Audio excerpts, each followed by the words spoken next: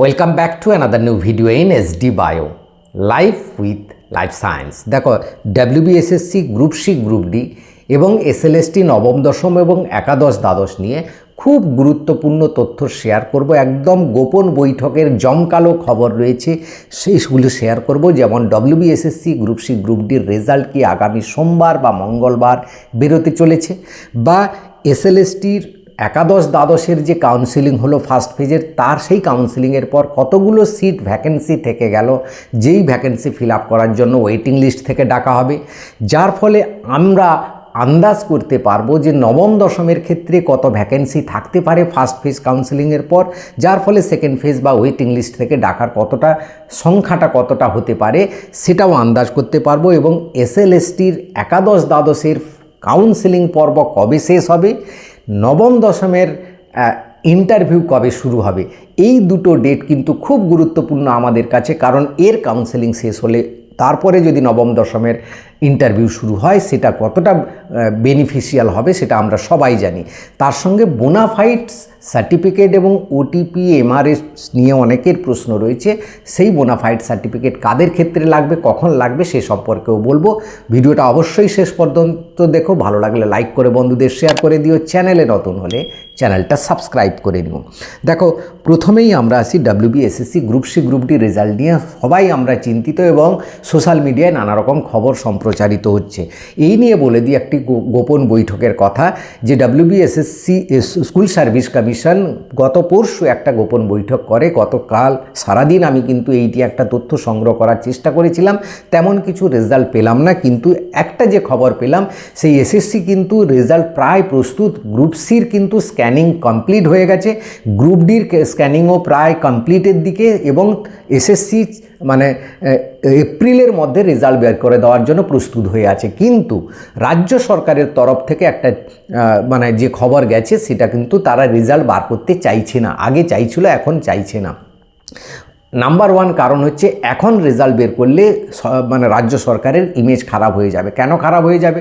ধরো group C, group D মিলে 16 লক্ষ ছাত্রছাত্রী পরীক্ষা দিয়েছে, সেখানে যদি রেজাল্ট বের করে দেওয়া হয়, অর্থাৎ ভেরিফিকেশনের বা ইন্টারভিউ লিস্ট বার করে দেওয়া হয়, সেখানে কত চান্স পাবে? মেরেকুটে 12,000, 13-14,000 জন চান্স পাবে। তাহলে যেখানে 15 লাখের মধ্যে 14,000 জন ডাক পাবে, তাহলে বাকি যে এই যে 15 লাখ ছেলে মেয়ে, তারা তো নেগেটিভ ইমপ্রেশন পড়বে, তাদের উপর ভোট দেবে কি দেবে না।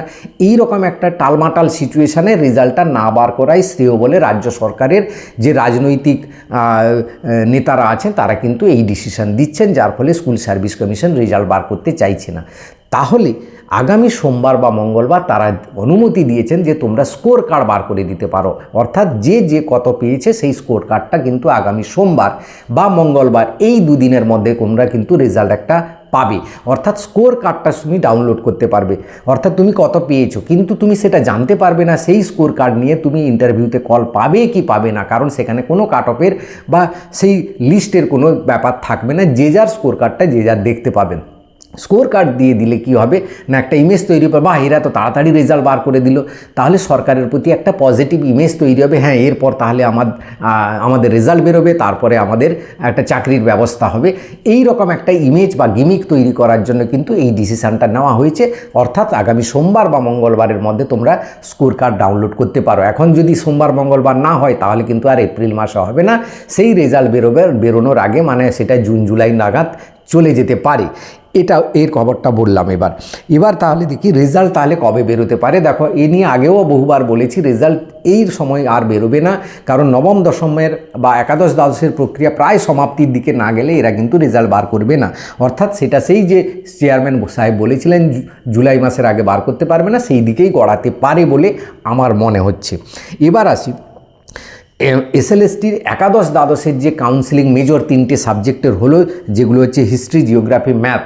এই 3টে সাবজেক্টের ফার্স্ট ফেজ কাউন্সিলিংয়ের পর কতগুলো সিট ভ্যাকেন্সি থেকে গেল। দেখো, গতকাল শেষ হলো ম্যাথের মধ্যে যেটা শুরু হলো, ভ্যাকেন্সি ছিল 736, ডাকা হয়েছিল 724 জনকে, অর্থাৎ পুরো 736 জনকে ডাকা হয়নি। কারণ কিছু ভ্যাকেন্সি রয়েছে, যেমন ফিজিক্যাল হ্যান্ডিক্যাপ বা কিছু ক্যাটাগরি রয়েছে যেখানে মানে ক্যান্ডিডেট পাওয়া যায়নি বা ক্যান্ডিডেট ছিল না। 724 জনকে ডাকা হলো। সেই 724 জন কতগুলো সিট ব্লক করলো, 616টা সিট ব্লক করলো, অর্থাৎ 616টা স্কুল ব্লক হয়ে গেল। ভ্যাকেন্সি কত থাকলো? এখনও থাকলো 108টা ভ্যাকেন্সি থাকলো। এই 108টা কিসের জন্য? প্রথম কারণ হচ্ছে মাল্টিপল র্যাঙ্কিংয়ের জন্য। প্রত্যেক দিন প্রায় 40-50 জন করে ভ্যাকেন্সি থেকে গেছে। 3 দিন হয়েছে ম্যাথমের, যে 40-50টা করে ভ্যাকেন্সি থেকে গেছে, যার ফলে এটা টোটাল এসছে 108টা ভ্যাকেন্সি থাকলো। হিস্ট্রিতে সেরকম হয়েছে কীরকম, 2 দিন ছিল, সেখানে 521টা সিট ছিল, সেখানে প্রায় ডাকা হয়েছিল 450-র উপরে এবং 500-র কাছাকাছি, কিন্তু সেখানে সিট ব্লক হয়েছে 426টা, অর্থাৎ 95টা। দেখো 521-এ 95টা সিট ব্লক হয়ে গেল, মানে ভ্যাকেন্সি থেকে গেল, ব্লক নয়, ব্লক হয়েছে 426টা। এবার জিওগ্রাফিতে আরেকটা মেজর সাবজেক্ট দেখো, 432টা ভ্যাকেন্সি ছিল, এগুলো সব বেঙ্গলি মিডিয়ামের কথা বলছি, হ্যাঁ। 8 তারিখ 9 তারিখ তাদের কাউন্সেলিং হয়েছে এবং সেখানে 350টা সিট ব্লক হয়েছে, 79টা সিট কিন্তু ফাঁকা থেকে গেছে। অর্থাৎ এই মানে ম্যাথের ক্ষেত্রে 108 জনকে ডাকা হবে ওয়েটিং লিস্ট থেকে, হিস্ট্রির ক্ষেত্রে 95 জনকে ডাকা হবে ওয়েটিং লিস্ট থেকে, জিওগ্রাফির ক্ষেত্রে 79 জনকে ডাকা হবে ওয়েটিং লিস্ট থেকে। এটা কারা? সমস্ত ক্যাটাগরি মিলে সেই ক্যাটাগরির যে পার্সেন্টেজ রয়েছে সেই পার্সেন্টেজ অনুযায়ী প্রত্যেককে ডাকা হবে, প্রত্যেকটা ক্যাটাগরি থেকেই ডাকা হবে। অর্থাৎ আমরা বুঝতে পারছি এই যে 500টা সিটের মধ্যে প্রায় 100টা ভ্যাকেন্সি থেকে যাচ্ছে, এটা নবম দশমের ক্ষেত্রে সংখ্যাটা কতটা হবে ওয়েটিং লিস্ট থেকে তোমরা আন্দাজ করতে পারছো। তাই তোমরা কিন্তু বুঝতে পারবে যে তোমার ইন্টারভিউতে কল আসতে পারে কিনা ওয়েটিং লিস্ট থেকে, বা তুমি ইন্টারভিউ প্রিপারেশান নেবে কিনা। এবার আসি, দেখো নবম একাদশ দ্বাদশের যে কাউন্সিলিংটা কবে শেষ হবে, কারণ নবম দশমের কাউন্সিলিং ইন্টারভিউটা কবে শুরু হবে। যা খবর রয়েছে একাদশ দ্বাদশের 8 মের মধ্যে কিন্তু তারা 18 মে 18ই মের মধ্যে একাদশ দ্বাদশের কাউন্সিলিং প্রক্রিয়াটাকে সমাপ্ত করতে চাইছে, প্রথম ফেজের, ওয়েটিং লিস্ট থেকে নয়, প্রথম ফেজের। এবং নবম দশমের ইন্টারভিউটা, প্রথম ফেজের ইন্টারভিউ শুরু করতে চাইছে 20 মে থেকে, অর্থাৎ 20 তারিখ, মে মাসের 20 তারিখ থেকে। অর্থাৎ এদের ফার্স্ট ফেজের কাউন্সিলিংটা শেষ হয়ে গেলে তাহলে কিন্তু অনেকেই কিন্তু জয়েন করে যাবে, যার ফলে নবম দশমে হয়তো ইন্টারভিউতে যাবে না, বা এসএসসিও চাইছে, প্রথম থেকেই আমি কথা বলে আসছি, আসবে না তারা ইন্টারভিউতে, যার ফলে ফুল ভ্যাকেন্সিটা পেয়ে পুরোপুরি 100% তারা রিক্রুটমেন্ট করতে পারবে এবং যে আমাদের যে যারা ফ্রেশার রয়েছে তাদের থেকে সুযোগ পাওয়ার একটা বড় চান্স থাকবে এবং 2 জায়গায় সিট ব্লকের ব্যাপারটা থাকবে না। এটা হচ্ছে ক্লিয়ার হয়ে গেল ব্যাপারটা। অর্থাৎ এইটা যদি এসএসসি করে বা এসে যে প্ল্যানিং নিয়েছে এটা যদি সাকসেসফুল হয়, তাহলে কিন্তু নবম দশমের ক্ষেত্রে ফ্রেশারদের জন্য একটা বিরাট গোল্ডেন অপরচুনিটি আসছে, যে অপরচুনিটি আগামী কয়েক বছর হয়তো আসবে না। এবার আরেকটা কথায় আসি, বোনাফাইড সার্টিফিকেট কাদের লাগবে। দেখো এই বোনাফাইড সার্টিফিকেট অনেকে প্রশ্ন করেছো। বোনাফাইড সার্টিফিকেট তাদেরই লাগবে যারা এনসিটি এর যে অ্যাপ্রুভাল সার্টিফিকেটটা পেয়েছো, তোমরা যে সালে বিএডটা করেছো সেই সালে নেই যাদের, তাদের ক্ষেত্রে বোনাফাইড সার্টিফিকেটটা চাওয়া হচ্ছে কোনো রিজিয়নে, নট অল রিজিয়ন। সবাই কিন্তু চাইছে না, এই হচ্ছে এসএসসির একটা অদ্ভুত ব্যাপার। কোনো রিজিয়নে বলছে অমুকটা দাও না হলে হবে না, কোনো রিজিয়নে বলছে অমুকটা দাও হবে না।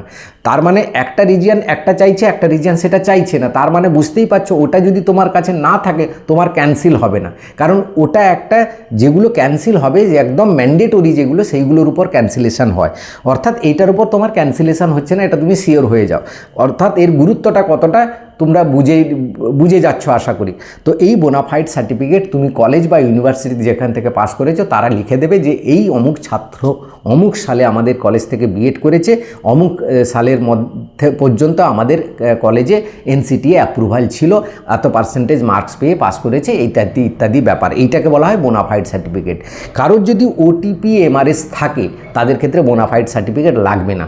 ওটিপি এমআরএস যাদের ক্ষেত্রে নেই তাদের ক্ষেত্রে লাগবে, তবে সবার ক্ষেত্রে নেই। যারা সেম ইয়ারে করেছো, সেম ইয়ারের অ্যাপ্রুভাল আছে, তাদের বোনাফাইড সার্টিফিকেটের কোনো প্রশ্নই ওঠে না।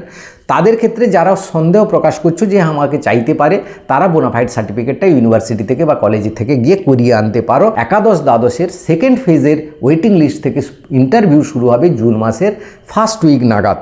তো এই সমস্ত ব্যাপারগুলো আশা করি বোঝাতে পারলাম। ভিডিওটা ভালো লাগলে লাইক করে সবাইকে শেয়ার করে দিও। চ্যানেলে নতুন হলে চ্যানেলটা সাবস্ক্রাইব করে নিও। Thank you for watching.